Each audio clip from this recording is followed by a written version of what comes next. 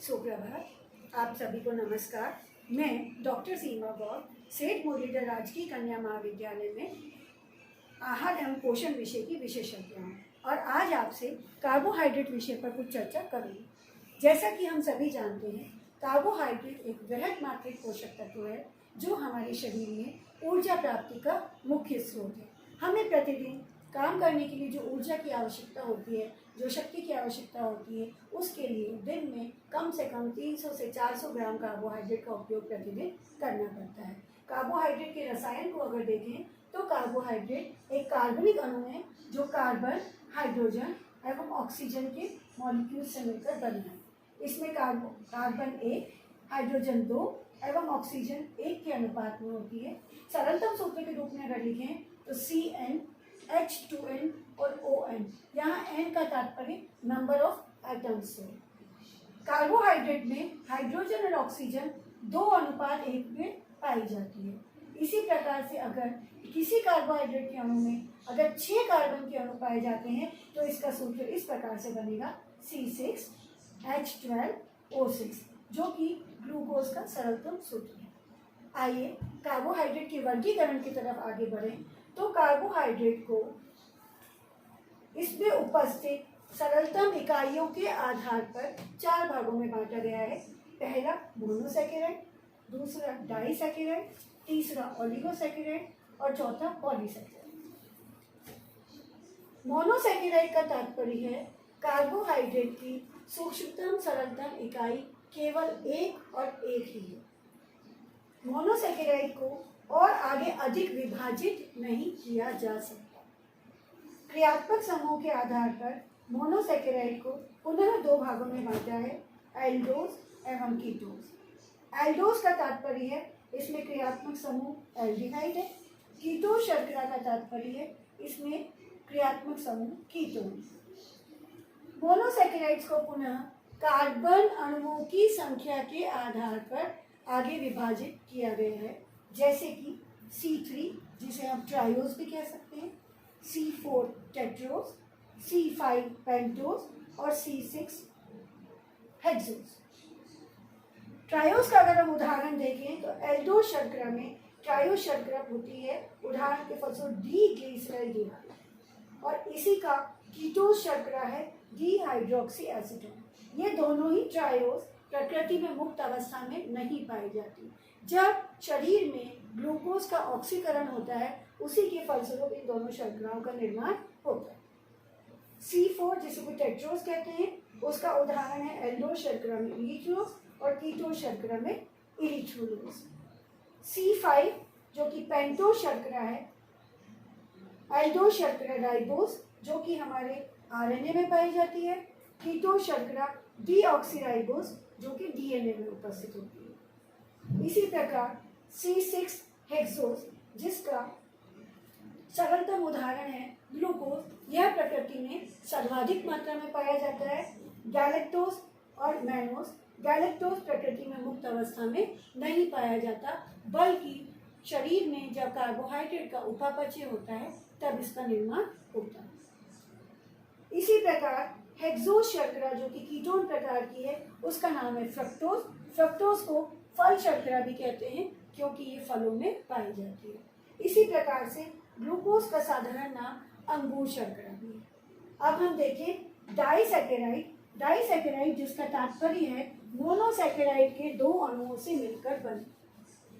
Monosaccharide क्या एक और एक 2 अणु मिलकर एक डाइसैकेराइड बनाता है और ग्लाइकोसाइड बॉन्ड से जुड़ जाता है। बॉन्ड का नाम है ग्लाइकोसाइड बॉन्ड। डाई सैकेराइड अर्थात मोनोसैकेराइड के 2 अणु आपस में ग्लाइकोसाइड बॉन्ड से जुड़ते हैं। ग्लाइकोसाइड बॉन्ड सर्वाधिक रूप से पाई जाने वाली 3 प्रकार की डाइसैकेराइड्स हैं। पहली माल्टोज, दूसरी लैक्टोज, तीसरी सुक्रोज। ये तीनों डाइसैकेराइड शर्कराएं प्रकृति में ज्यादा मात्रा में पाई जाती हैं। माल्टोज जो कि प्रकृति में मुक्त अवस्था में नहीं पाई जाती, ग्लूकोज के दो अणुओं से मिलकर बनी है, ग्लूकोज प्लस ग्लूकोज। दोनों ही अणु आपस में ग्लाइकोसाइड बॉन्ड से जुड़े हुए हैं। इसका उदाहरण है अंकुरित अनाज।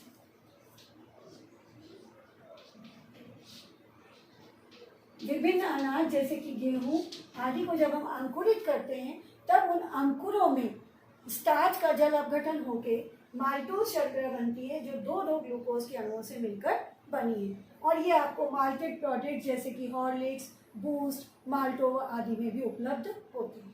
दूसरे नंबर पे है लैक्टोज, जिसको हम दुग्ध शर्करा के नाम से भी जानते हैं क्योंकि ये दूध में उपस्थित होती है। ये ग्लूकोज के साथ गैलेक्टोज अणु के जुड़ने से बनती है। बॉन्ड पुनः वही रहेगा, ग्लाइकोसाइड बॉन्ड। दुग्ध शर्करा ग्लूकोज के साथ गैलेक्टोज के अणु को जुड़ने से बनती है। तीसरी सुक्रोज शर्करा ग्लूकोज के साथ अगर एक फ्रक्टोज का अणु ग्लाइकोसाइड बॉन्ड से जुड़े तो जो बनने वाली शर्करा होगी उसका नाम होगा सुक्रोज, और इसको हम टेबल शुगर या साधारण शर्करा भी कहते हैं। ये वही शर्करा है जो दिन प्रतिदिन आप शक्कर के रूप में चाय, दूध, मीठे शिकंजी और लस्सी आदि में उपयोग करते हैं। आप देख रहे होंगे माल्टोज, लैक्टोज और सुक्रोज तीनों में ही एक इकाई ग्लूकोज की पाई जाती है और दूसरी इकाई दूसरी शर्करा की। जैसे कि नाम से लाइनिंग हो रही है, maltose glucose plus glucose, lactose glucose plus galactose. आप आवाज पे ध्यान देंगे, lactose galactose. Sucrose glucose plus fructose, sucrose fructose. इस तरह से आप इन तीनों शर्कराओं के नाम याद भी रख सकते हैं। माल्टोज को माल्ट शुगर, लैक्टोज को दुग्ध शुगर और दुग्ध शर्करा, और सुक्रोज को आप टेबल शुगर भी जानते हैं। हम पॉलीसैकेराइड की तरफ बढ़ेंगे।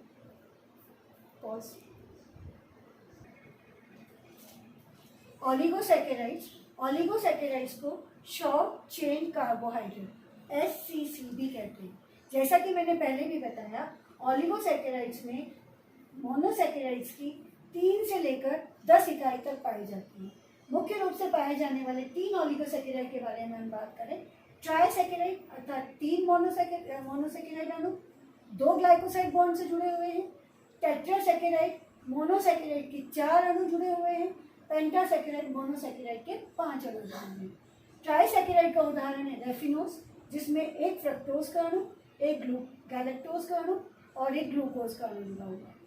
टेट्रासैकेराइड का उदाहरण है स्टेकायोज, जिसमें 2 मॉलिक्यूल्स गैलेक्टोज के, एक ग्लूकोज का और एक फ्रक्टोज का जुड़ा हुआ है।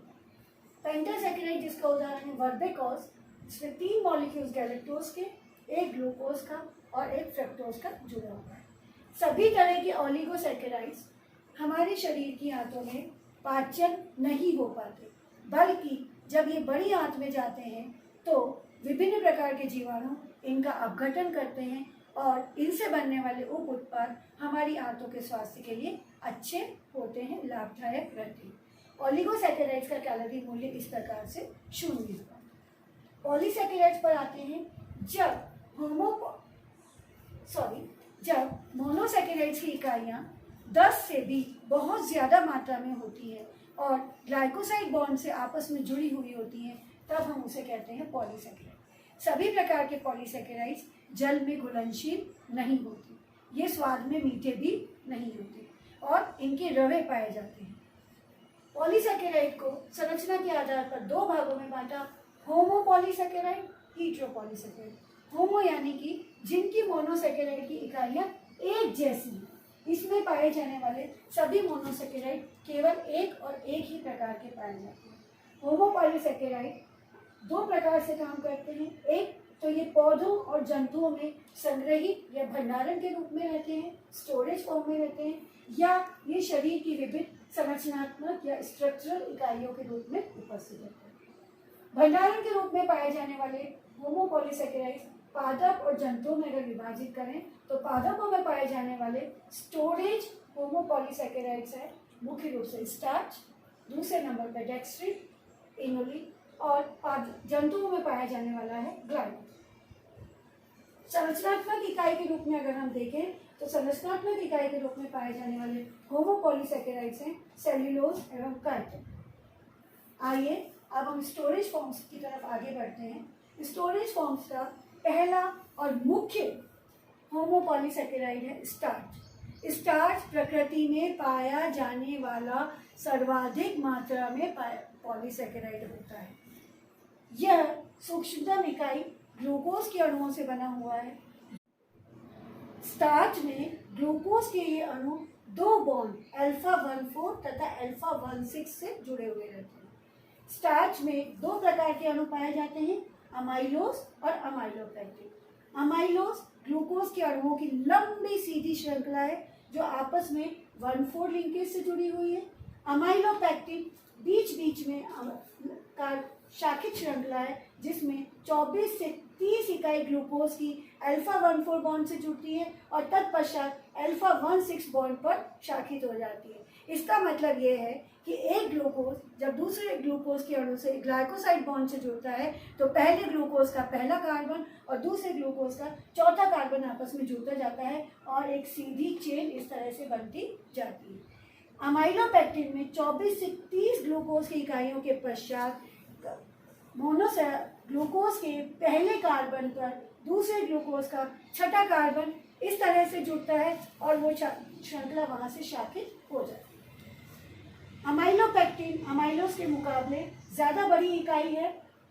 सभी तरह के स्टार्च अनाज और दालों में पाए जाते हैं। स्टार्च का उपयोग हम भोजन के रूप में करते हैं। डेक्स्ट्रिन प्रकृति में मुक्त रूप में नहीं पाया जाता बल्कि स्टार्च के जल अपघटन से बनता है। इसकी भी सूक्ष्मतम इकाई ग्लूकोज है। इसी में भी अल्फा 14 और अल्फा 16 दोनों तरह के बॉन्ड पाए जाते हैं, किंतु इसमें ये जो ब्रांचिंग होती है ये थोड़ी पास पास होती है और ये इस तरह से पेड़ की शाखित संरचना के रूप में दिखाई देता है। डेक्स्ट्रिन का उपयोग चिकित्सा के क्षेत्र में ओरल सप्लीमेंट्स के रूप में ट्यूब फीडिंग के दौरान किया जाता है। ट्यूब फीडिंग में जो ग्लूकोज के फॉर्मूले मिलते हैं उसमें ग्लूकोज के साथ माल्ट डेक्स्ट्रिन और डेक्स्ट्रिन का उपयोग भी किया जाता है। ये जल में घुलनशील होता है। इनोलिन, स्टार्च और डेक्स्ट्रिन जिनके सूक्ष्मतम इकाई केवल और ग्लूकोज और ग्लूकोज थे उनको हम ग्लूकोजन्स के नाम से जानते हैं। वहीं इनोलिन जिसकी सूक्ष्मतम इकाई फ्रक्टोज है उसको हम फ्रक्टोजन्स के नाम से जानते हैं। फ्रक्टोज में फ्रक्टोजन जो कि इंसुलिन है इसमें पाया जाने वाला बॉन्ड बीटा 2,1 बॉन्ड है। प्रकृति में पाया जाने वाला इनोलिन गेहूं, लाल व हरे प्याज, लहसुन, डेलिया, डैंडेलियंस आदि की जड़ों और ट्यूबर्स या गांठों में अधिक मात्रा में पाया जाता है। साधारण रूप में इनोलिन का कोई विशेष भोजन के रूप में उपयोग नहीं होता। चिकित्सा के क्षेत्र में इसका विशेष उपयोग है।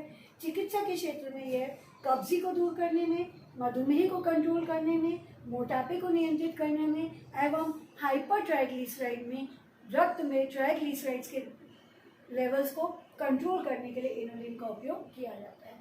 इनोलिन का एक और अतिरिक्त उपयोग गुर्दे के विकारों में ग्लोमेरुलर फिल्ट्रेशन रेट अर्थात मूत्र चलन दर को मापने के लिए भी किया जाता है। स्टोरेज फॉर्म में जंतुओं से पाया जाने वाला जो होमोपॉलीसेकेराइड है उसका नाम है ग्लाइकोजन। इसको एनिमल स्टार्च भी कहते हैं क्योंकि यह जंतुओं में स्टोरेज के रूप में जमा रहता है। इसकी भी सूक्ष्मतम इकाई है ग्लूकोज। पाए जाने वाले बॉन्ड है अल्फा 14 और अल्फा 16। लेकिन ये किस तरह से डिफरेंट है? ग्लूकोज की 12 से 18 इकाइयों के बाद छठी 18वें या 12वें कार्बन पर 6 नंबर के कार्बन पर ब्रांचिंग होती है और इस तरह से ये शाखित श्रृंखला के रूप में ग्लाइकोजन का निर्माण होता है। ग्लाइकोजन पादपों में नहीं पाया जाता, यह जंतुओं के यकृत और मांसपेशियों में जमा रहता है। आवश्यकता होने पर यही ग्लाइकोजन शरीर में ग्लूकोज के रूप में बदलकर हमें ऊर्जा प्रदान करता है। इसीलिए इसको रिजर्व कार्बोहाइड्रेट की भी उपमा दी जाती है। संरचनात्मक होमोपॉलीसैकेराइड्स को अगर देखें तो पौधों में पाया जाने वाला संरचनात्मक होमोपॉलीसैकेराइड है सेल्यूलोज और जंतुओं में पाया जाने वाला संरचनात्मक पॉलीसैकेराइड है काइटिन। सेल्यूलोज भी ग्लूकोज की इकाइयों से ही बना है, तो यह भी एक तरह का ग्लूकोजन सी है, किंतु इसमें पाया जाने वाला जो बॉन्ड है वो है β14। जैसे कि α14 लिंकेज जो कि इस प्रकार से ग्लूकोज की इकाइयों को आपस में जोड़ता है, वही सेल्यूलोज में β14 लिंकेज ग्लूकोज को जिगजैग फॉर्म में आपस में जोड़ता है और इसका पाचन मानव शरीर की आंतों में पाए जाने वाले एंजाइम्स के द्वारा नहीं हो पाता। इस कारण वे भोज्य पदार्थ जिनमें सेल्यूलोज की मात्रा अधिक मात्रा में पाई जाती है वो लो कैलोरी भोज्य पदार्थ भी माने जाते हैं। सेल्यूलोज प्राप्ति का स्रोत है कोशिका भित्तियां, सेल वॉल। इसको नॉन स्टार्ची पॉलीसैकेराइड्स NSP भी कहते हैं। चूँकि इसका कैलोरी मूल्य 0 होता है, हमारे शरीर में इसका पाचन और अवशोषण नहीं होता, यह ऊर्जा प्रदान नहीं करता। इस कारण इसका उपयोग मोटापा को नियंत्रित करने में किया जाता है। ये जो सेल्यूलोज है जो कि नॉन स्टार्ची पॉलीसैकेराइड्स भी कहलाता है, आहार नाल में जल को अवशोषित करके भोजन की मात्रा या परिमाण को बढ़ाता है, आंतों में क्रमाकुंचन की गति प्रदान करता है। इस कारण ये कब्ज को दूर करने में बहुत फायदेमंद है। वहीं मधुमेह और हृदय संबंधित बीमारियों की अगर हम बात करें तो ये जिसको हम रेशा भी कहते हैं, ये रक्त में उपस्थित शर्करा और ट्राइग्लिसराइड्स या वसी अणुओं को बांध लेता है, शरीर से बाहर निष्कासित कर देता है या रक्त में इनके अवशोषण की गति को कम करता है, बाधा पैदा करता है। इसलिए यह मधुमेह और हृदय संबंधित बीमारियों में भी फायदेमंद है। काइटिन जो कि जंतुओं में पाई जाने वाली संरचनात्मक इकाई है, ये N-एसिटाइल ग्लूकोज अमीन के अणुओं से मिलकर बनी है जिसमें β14 लिंकेज पाए जाते हैं। इसमें नाइट्रोजन भी उपस्थित होता है। अभी तक आपने जितने भी कार्बोहाइड्रेट देखे उसमें नाइट्रोजन की उपस्थिति नहीं। काइटिन विभिन्न प्रकार के कवकों की कोशिका भित्तियों में और आर्थ्रोपोडा और के एक्सोस्केलेटन यानी कि बड़ी कंकाल जैसे कि क्रैब, केकड़ा, कछुआ, इसके अलावा के जो बाहर के स्केलेटन होते हैं जो कड़क होते हैं, मोटे होते हैं, उनमें पाया जाता है और मछलियों के स्केल्स यानी कि छिलकों में भी पाया जाता है। हीटेरोपॉलीसैकेराइड, हीटेरो अर्थात अलग अलग प्रकार के अणुओं से बनने वाला पॉलीसैकेराइड। यह ज़्यादातर कोशिकाओं के बाहर उपस्थित एक्स्ट्रा सेलुलर मैट्रिक्स में पाया जाता है। 3 तरह के हीटेरोपॉलीसैकेराइड के बारे में हम बात करेंगे। पहला हाई एल्यूरोनिक एसिड, दूसरा कॉन्ड्रोटिन सल्फेट, तीसरा हेपेरिन। हाई एल्यूरोनिक एसिड ग्लूकोयूरोनिक अम्ल तथा N-एसिटाइल ग्लूकोज अमीन से मिलकर बना है। यह हमारे शरीर में हड्डियों के बीच पाए जाने वाले सिनोवियल फ्लूइड्स, त्वचा और आँख के चैम्बर में पाए जाने वाले विट्रियस ह्यूमर का अंश है। दूसरा कॉन्ड्रोटिन सल्फेट जो कि हमारी कार्टिलेज यानी कि उपास्थियों, टेंडन्स और त्वचा में पाया जाता है। यह ग्लूकोयूरोनिक अम्ल और 2N-एसिटाइल अमीनो गैलेक्टोज से मिलकर बना है। तीसरा हिपेरिन ग्लूकोजामीन और ग्लूकोयूरोनिक अम्ल के 1,4 अल्फा बॉन्ड से मिलकर बना है। हिपेरिन के बारे में आपने सुना भी होगा। हिपेरिन एंटीकोएगुलेंट के रूप में काम करता है और शरीर में रक्त का थक्का नहीं बनने देता। यह हमारे शरीर में यकृत, फेफड़ों और धमनियों की दीवारों में उपस्थित होता है। अगली कक्षा में हम कार्बोहाइड्रेट की प्रॉपर्टीज और फंक्शंस के बारे में अध्ययन करेंगे। धन्यवाद।